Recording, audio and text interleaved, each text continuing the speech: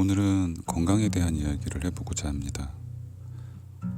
옛 어르신들, 어떻게 보면 조상님들로부터 내려오는 지혜 중에 하나일 거라고 생각을 하는데요. 뭔가 건강을 지키는데 아니면 다른 무언가를 해내는데 항목들이 많으면 해나가기가 어렵죠. 무언가 한두 가지는 빠뜨리기 마련이고, 그래서 아주 단촐하게 이렇게 하면 건강하다라고 세 가지로 핵심 요약을 해두신 것이 전해지죠. 그 세 가지가 바로 쾌식, 쾌면, 쾌변입니다. 잘 먹고 잘 자고 변을 잘 보면 사람은 건강하게 마련이다. 우선 쾌식부터 이야기를 해보자면 즐겁게 먹는 거죠. 좋아하는 음식을 먹고 다양하게 먹고, 보통 음식 때문에도 많이 몸이 아프고 병이 오곤 하는데, 보통 사람들이 잘 모르는 부분 중에 한 가지가 내가 먹는 음식 때문에 병이 오고요. 우선은 그 다음에 두 번째로는 내가 먹지 않는 음식 때문에 병이 오기도 합니다. 보통 사람들은 편식을 하죠. 저도 굉장히 많이 편식을 하는데, 내가 좋아하는 음식을 많이 먹게 되는 건 어떻게 보면 당연한 건데, 그 좋아하는 음식이 몸에 좋은 것이기보다는 안 좋은 것일 때 몸에 병이 오겠죠. 그리고 대부분의 경우, 물론 아닌 경우도 있겠습니다만, 편식하게 되는 내가 먹지 않는 음식이라는 것들이 몸에 좋은 음식인 경우가 굉장히 많습니다. 채소류, 곡류나 아니면 생선류 등등 많은 분들이 여러 가지 이유로 편식을 하시는데, 어떤 경우에는 내가 먹지 않는 음식 때문에 병이 오기도 합니다. 보통 아이들이 싫어하는 채소류들이 많이 있죠. 생강, 마늘, 파, 양파, 그리고 먹기 어려운 그런 나물류나 그런 것들, 맛이 없다, 그런 여러 가지 이유로, 거칠다, 이런 이유로 안 먹기도 하는데, 특히 이런 경우 있죠. 과일이나 아니면 채소류도 마찬가지지만 껍질째 먹으면 더 좋은 것인데 껍질을 벗겨내고 먹는 것, 이래서 또 건강에 손해를 보는 경우도 많이 있습니다.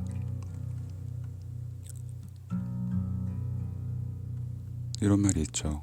아침에 사과 한 알이면 평생 병원 갈 일 없다. 맞는 말일 겁니다. 그런데 사과 껍질을 벗겨내면 그 장을 청소해주는 식이섬유가 많이 깎여 나가기 때문에 사과를 먹는 것 자체가 그냥 비타민 섭취가 돼버리고 식이섬유 섭취는 안 되는 그런 경우가 발생할 수 있다는 거죠. 두 번째로 쾌면에 관한 것입니다. 잠에 관한 것인데, 대부분 많은 분들이 이미 알고 계세요. 밤 10시부터 새벽 2시까지가 골든아워라고, 인체가 호르몬 작용을 하고 혹은 쉬어야 될 부분들이 쉼을 얻고 일을 해야 되는 부분들이 일을 하는 시간대다. 그 시간대가 이제 밤 10시부터 새벽 2시까지의 시간대다. 그런데 현대인들에게는 이 시간대에 잠을 자는 것이 굉장히 어렵습니다. 심지어는 어린 아이들조차도 요즘 핸드폰 하느라고 그 시간대에 잠을 안 자죠. 친구들이 안 자면 자기도 덩달아 안 잡니다. 왜냐하면 친구들하고 같이 놀아야 되니까요. 왜 하필 그 시간대에 잠을 자게끔, 그 시간대에 잠을 자야 사람 몸이 건강하게 되었는지는 만드신 분밖에 모르겠죠. 그래서 우리는 그런 것에 섭리라고 이름을 붙입니다. 그 시간대에 자야 하는 것이 섭리이긴 한 것 같아요. 왜냐하면 제가 경험해 본 바로는 한 3, 4일 정도만, 더 길게 잡으면 한 일주일 정도만 10시쯤 잠들어서 새벽 2시까지는 그냥 그대로 잠을 자는 상태를 유지하는 것이 뭔가 영양제를 먹는 것보다 더 낫다라는 생각이 들 때가 많습니다. 몸의 호르몬 작용, 호르몬은 아주 적은 양의 것이지만 몸을 건강하게 만들어주는데, 그리고 몸의 균형을 잡아주는데 굉장히 중요한 요소들이죠. 그것이 망가지지 않으려면 꼭 일찍 자야 한다. 저는 지금 권선을 오래 앓고 있지만 제가 뭐 식습관이라든지 아니면 뭐 술, 담배를 많이 했던 거라든지 그런 것도 제 병의 원인일 수 있겠지만 매일 밤샘하면서 일했던 것이 가장 큰 문제가 아니었나 싶습니다. 왜냐면 저는 거의 제 인생의 절반 이상을 밤 생활을 했어요. 절반이 뭔가요? 한 3분의 2 이상은 밤 생활을 한 것 같습니다. 그러니 50년이 좀 넘게 살았다라고 한다면 최소한 한 30년 정도 혹은 그 이상 밤에 일을 하면서 살아온 거죠. 지금도 그렇고요. 오늘 밤도 마찬가지입니다. 굉장히 어렵죠. 현대인들은 밤을 살아가는 족속들입니다. 밤에 놀아야 되고 밤에 일도 해야 되고 아이들도 어른들도 밤에 안 자는 경우가 굉장히 많지만 어떻게든 밤에 자버릇해야만, 그게 정 안 된다면 나한테 시간이 될 때, 기회가 닿을 때마다 일찍 자버릇해야 한다. 사실 잠을 몇 시간을 자는가는 그리 중요하지 않은 것 같아요. 잠을 잘 때 언제 스타트를 할 것인가가 더 중요한 것 같습니다. 그리고 마지막으로 세 번째, 쾌변이죠. 많은 분들이 장 질환을 앓고 계신데 뭐 지금 시대에는 그럴 수밖에 없는 것이, 저희들이 뭐 밭에서 나는 재료들을 바로 집에서 요리해다 먹었던 옛날이 아니기 때문에 대부분 마트에서 장을 보고 그 다음에 공장에서 생산된 음식들을 먹습니다. 어떻게 보면 현대인의 밥상에서는 제대로 된 음식들이 사라지고 있는 거죠. 저도 나물 반찬, 제대로 된 나물 반찬 몇 가지, 최소한 4개, 5개를 놓고 밥을 먹어본 적이 벌써 한 몇십 년은 된 것 같아요. 보통 뭐 콩나물, 시금치 이 정도 놓고 먹게 되는데, 대부분 뭐 라면을 드시거나 아니면 뭐 시켜 드시거나, 배달이 민족이다 보니까 배달로 식사를 때우시는 경우가 너무 많아졌죠. 아이들은 뭐 두말할 것도 없습니다. 정말 돈만 주면 삼시세끼 다 배달시켜 먹을 기세인데, 어쨌든 저희들의 먹는 음식이라는 것이, 의사들이 가장 많이 지적하는 것이 우리 식단에서 식이섬유가 사라지고 있다, 즉 장 건강이 망가지고 있다라는 것이죠. 부정할 수가 없습니다. 그런데 장이 망가졌을 때 몸이 얼마만큼 심하게 망가질 수 있는가를 아시는 분들은 사실 별로 없어요. 저는 제 몸으로 이미 체감을 하고 있습니다. 특정 음식을 먹었을 때 망가지고 나빠지고, 어떤 음식을 먹었을 때 좋아진다라는 게 벌써 제 몸이 증명을 해내는데, 저는 이 면역 체계의 이상으로 오는 질병이지만 실제로는 피부로 발현되는 증상이기 때문에 바로바로 거의 즉각적으로 반응이 옵니다. 확실히 채소류나 과일류나 이런 걸 먹었을 때 몸에 체열이 식으면서 이 피부가 건강해지는 걸 느낄 수가 있어요. 그런데 그것이 바로 장의 역할이라는 겁니다. 근데 오랫동안 식습관이 망가져서 장 자체가 망가져 버리면 좋은 걸 먹어도 흡수가 안 돼요. 결국은 무얼 먹어도 효과가 없다. 아무리 좋은 약이라고 먹어도 그 약의 효능이 제대로 발휘되지 못한다는 뜻이 되겠죠. 저는 일회용 커피 믹스죠. 맥모골이라고도 부르고 뭐 다방커피라고도 부르고 하는데, 그 커피와 뭐 술, 담배는 말할 것도 없고요. 그 다음에 아주 오랜 세월을 라면으로 식사를 때우다 보니까 일단 뭐 식이섬유, 심지어는 김치도 거의 안 먹고 살았기 때문에 제대로 된 식이섬유를 섭취해본 일이 없습니다. 무청을 볶아서 뭐 된장에 지져서 먹고 이런 반찬 먹어본 지가 정말 오래됐고요.